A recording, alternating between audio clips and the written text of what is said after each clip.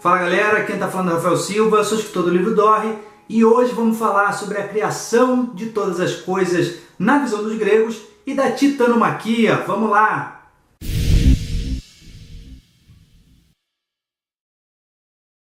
Mitologia hoje um pouquinho diferente, vamos falar sobre a criação de todas as coisas na visão dos gregos, vamos falar da guerra entre os deuses, que aconteceu uma coisa terrível. E está ligado aquele nosso vídeo sobre Creta, civilização minoana, então recomendo assistir lá para você entender quais podem ser as causas reais por trás desses mitos todos, tá ok? Mas vamos lá, qual que era a concepção que os gregos tinham sobre a criação de todas as coisas? No princípio havia o caos, não havia nada ali e surgiu espontaneamente do meio do nada Gaia, que era uma entidade primeva, que era a Terra. Essa Terra sobre a qual a gente pisa, os gregos chamavam de Gaia, surgiu do meio do nada, do meio do caos. E Gaia gerou de si própria um filho. Esse filho era o céu, Urano, deus do céu, tinha as estrelas, seu manto de estrelas, e se casaram os dois. Mãe e filha, Gaia e Urano, se casaram, né? Entidades primitivas, se casaram e tiveram diversos filhos. 12 deles eram chamados titãs. Titãs, que na verdade é a visão que a gente tem dos deuses, né, gregos, quer dizer, antropomórficos. Eram parecidos com pessoas, só que, claro, muito mais fortes, muito mais bonitos. Eram 12, 6 homens, 6 mulheres. Só que eles geraram também alguns monstros aí, né? Uns bichos bizarros aí, que eram 6. 3 desses bichos, chamados hecatônquiros, eles eram monstros terríveis de 100 mãos e 50 cabeças. Eram um bicho horrível. E 3 deles eram chamados ciclopes, que eram monstros também gigantes que tinham apenas um olho no meio da testa. Ciclope, o nome Ciclope vem disso, né? Olho redondo.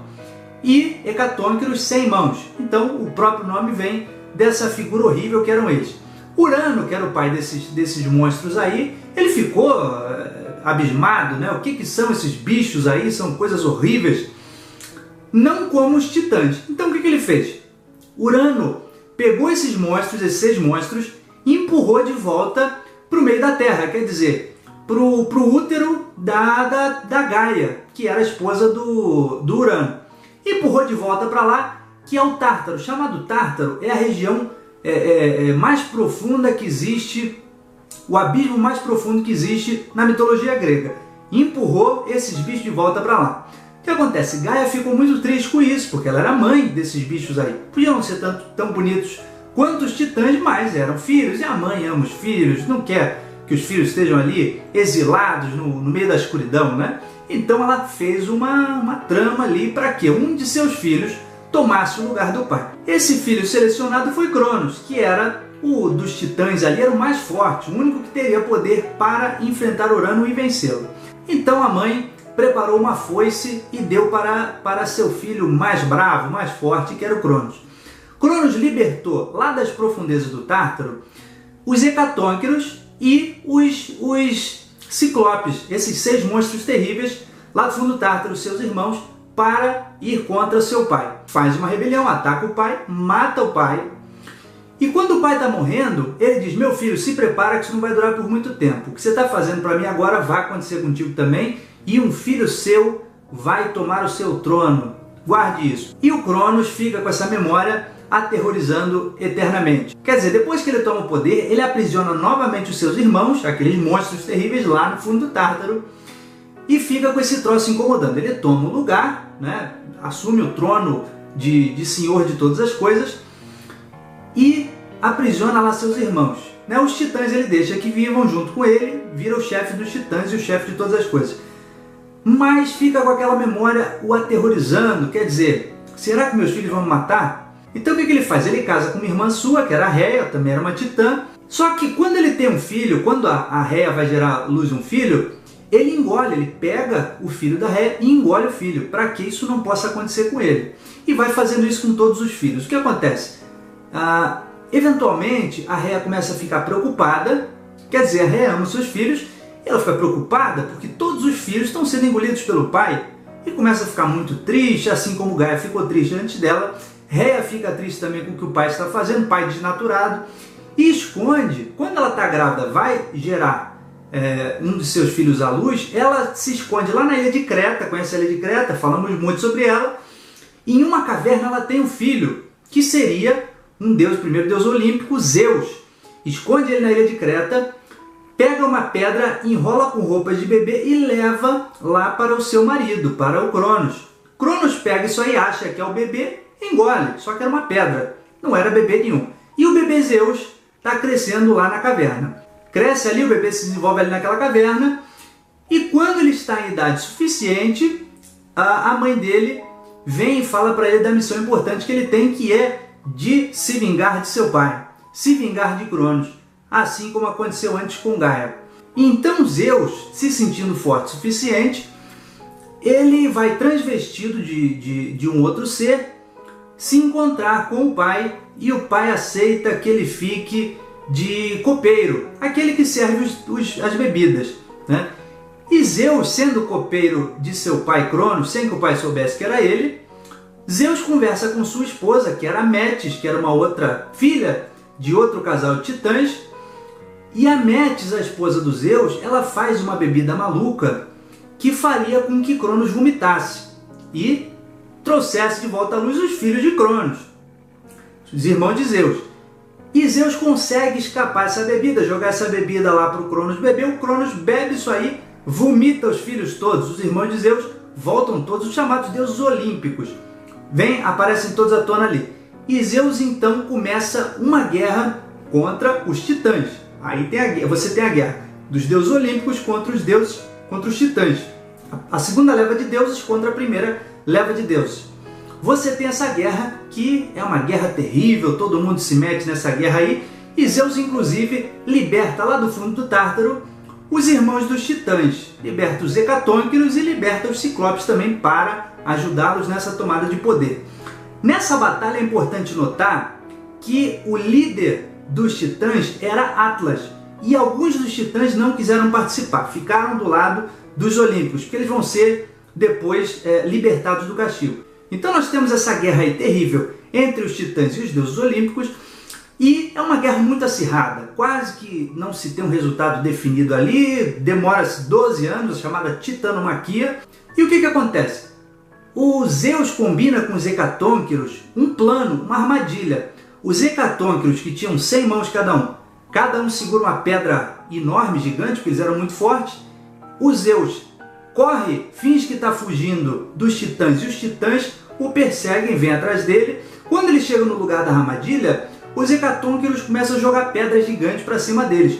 E há uma chuva de pedras, de pedregulhos enormes em cima dos titãs. Os titãs acham que as montanhas estão caindo sobre eles, ficam desesperados, fogem e perdem a guerra. E Deus começa a exilar um para cada lado, perder a guerra. São exilados lá para o fundo do Tártaro, os titãs, e Atlas, que tinha liderado esse grupo de titãs, é castigado de ter que carregar o peso do mundo para sempre em suas costas. Por isso você já viu aquele desenho do Atlas, quando a gente chama o Atlas, né, vai ver o globo terrestre, aquele homem segurando o mundo em suas costas. Esse Atlas é o castigo dele por causa dessa guerra da titanomaquia, ter perdido a guerra, e Zeus o castigou dessa forma.